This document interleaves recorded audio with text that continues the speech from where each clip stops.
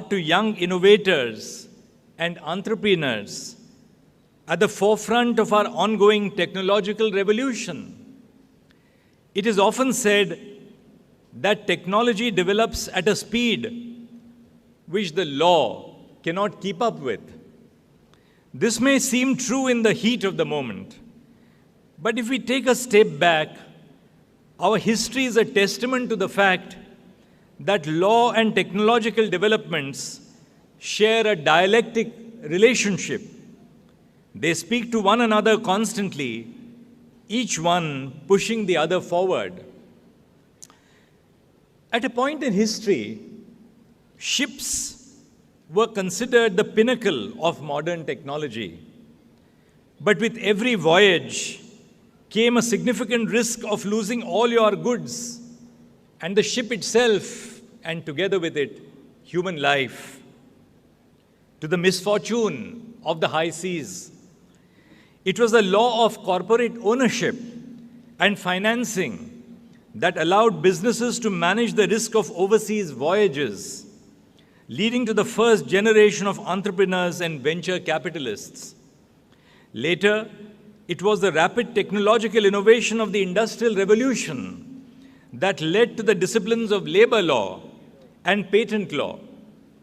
Tomorrow, your creations will frame the next stage of the debate between technology and the law. So today I want to leave you with two questions that I hope you ask yourself. What are the values your technology represents? And what are its affordances? When I say value, I do not mean the monetary worth of your ideas, innovations, or technology. I mean what principled values the technology represents, and in particular, what are the values it furthers in the context you seek to deploy it. Let me give you an example. I remember a time when speaking to another person required a landline connection, and working with a colleague meant that you had to be in the same room physically. Today, video conferencing technology has transformed the way we communicate and work. Thus, we can say that the values of this technology are facilitating communication and collaboration. The values of a technology may further change in different contexts. You only need to look at the Indian judiciary to know how this may be the case. During the COVID-19 pandemic, the Supreme Court introduced virtual hearings, which till date allows litigants and lawyers from outside Delhi to appear before the Supreme Court. Courts across India held as many as 43 million hearings.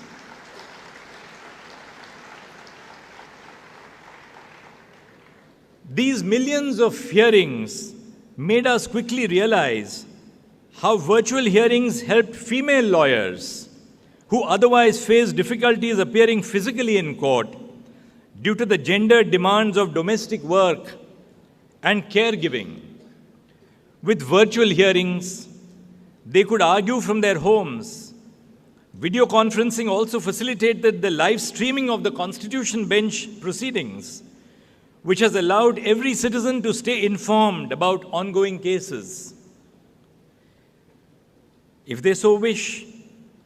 Deployed in this context, the values of video conferencing technology extend beyond mere communication and collaboration to now encompass inclusivity and access to justice.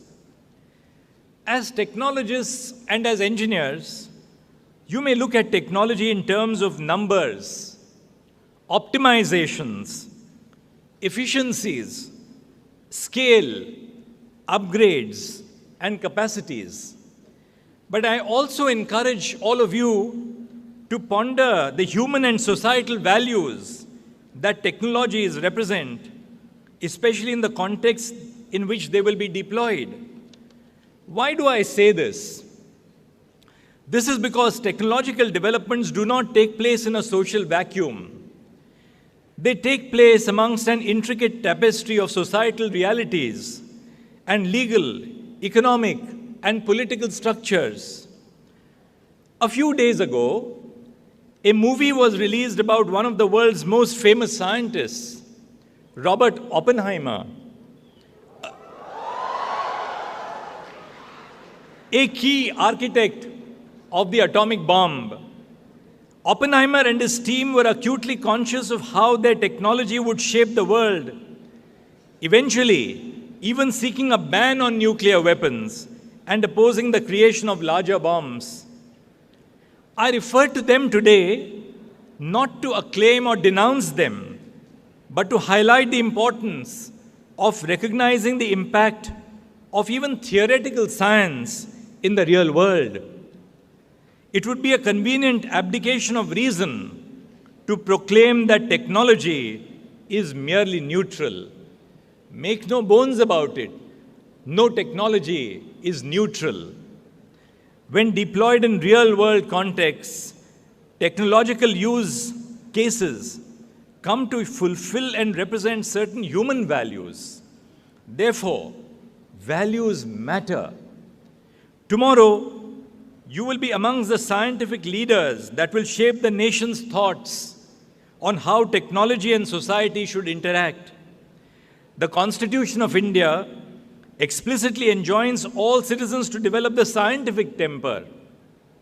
Thus, our Constitution emphasizes that reason and science can empower us to secure and promote liberty, equality, and social justice. Our Constitution has laid down the basic framework of rights and liberties to enable the growth and innovation in the fields of science and technology. In turn, the power of science and technology could be harnessed to attain human rights and liberties. Be proud of the fact that you live today in a country and in a society where you can choose your future. You can choose the startup you want to initiate. You can choose the technology which you want to foster. No big or deep state is commanding you to do that. Remember with pride that this is what our nation has given you. With the help of science,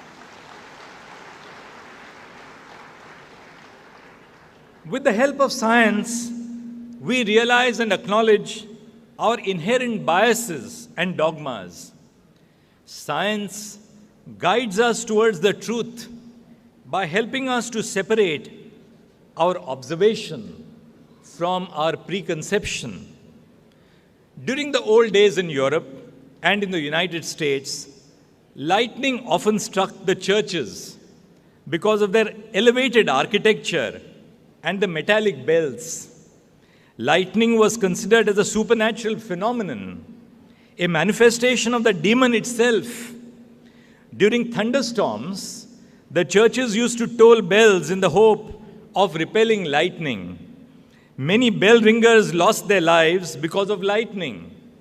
With a simple kite experiment, Benjamin Franklin proved that lightning was nothing but electricity and could be safely discharged using a conductor, prompting the use of grounding rods.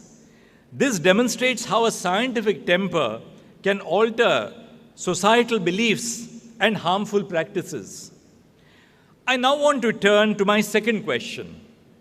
What are the affordances created by a particular technology? By this I mean, what new behaviors does technology enable or facilitate? I was at the Brain Center this morning. This institution has imbibed in you the necessary skills and expertise to engender technological advancement in diverse fields such as healthcare, energy, infrastructure, and transportation, even across the oceans and space. Every incremental change in technology has the potential to transform the lives of individuals, bridge societal divides, and secure justice for all. But a new technology can also create unexpected abilities and facilitate unintended behaviors. Let me give you an example. I remember the days when letters were the dominant mode of communication. Letters were slow, often taking days to reach their intended recipient. Every week I would see the postal mark on a letter from my sister, and it was posted 1 week or 10 days earlier in the United States. Email thus represented a revolution, allowing for instant communication. But emails also created an affordance for electronic interception. It is very hard to open and read a letter without the recipient knowing, and almost impossible to do at scale. But with the advent of emails, you may never know that your email has been intercepted, and this can be done at an unprecedented scale. Thus, while electronic communications undoubtedly represent the values of communication and collaboration, they also create the possibility of mass surveillance of our most personal and intimate details and ideas. Privacy, confidentiality, security, transparency, and anonymity are some of the basic expectations that people have from the technology they use and access on a daily basis. And both technology and the law have striven to secure this. Today, can you think of sending a message to another person without thinking about privacy and confidentiality? We all want our messages to be end-to-end encrypted. This demonstrates how every technology creates new affordances, which in turn modify human behavior and lead to further technological and legal developments. Every new technology enables new behaviors from citizens, private companies, and governments alike.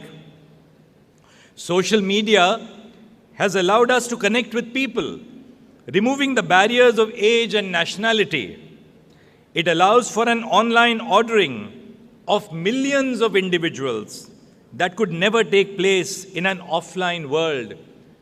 The marketplace of ideas has new connotations in the era of the social media and the internet. A person may share a post to millions online instantaneously, but could never do this offline. However, this ease of communication has enabled new behaviors, such as online abuse and trolling. This is one example of how new technological affordances create new behaviors that both the law and technology have to anticipate and interdict. An American writer, Ursula Le Guin, once said that if you cannot or will not imagine the results of your actions, there is no way you can act morally or responsibly. I think this eloquently sums up the task of future entrepreneurs like you to carefully think through the types of affordances new technologies enable and guard against potential abuses. Where technology itself fails to address the negative behaviors facilitated by new developments, the law will step in to safeguard individual rights and continue the centuries-long dialogue between scientific development and legal regulation. I will end my speech by looking at the future briefly. Today, artificial intelligence are the two words on everybody's lips. AI is being deployed rapidly to enhance the efficiency of computer software and hardware. In a relatively short period of time, AI tools such as ChatGPT have shown that a computer can also be adept at cracking jokes, writing codes, or even drafting legal memos. AI represents not just a new frontier, but a rapidly evolving one as more of the world comes online. Even at the Supreme Court, we are using AI on a pilot basis for live transcriptions of court proceedings. The trepidations voiced by many about the advent of AI is another example of how new technologies do not exist in a vacuum, but are brought forth into complex social realities. Many of you will be tasked with demonstrating how AI can operate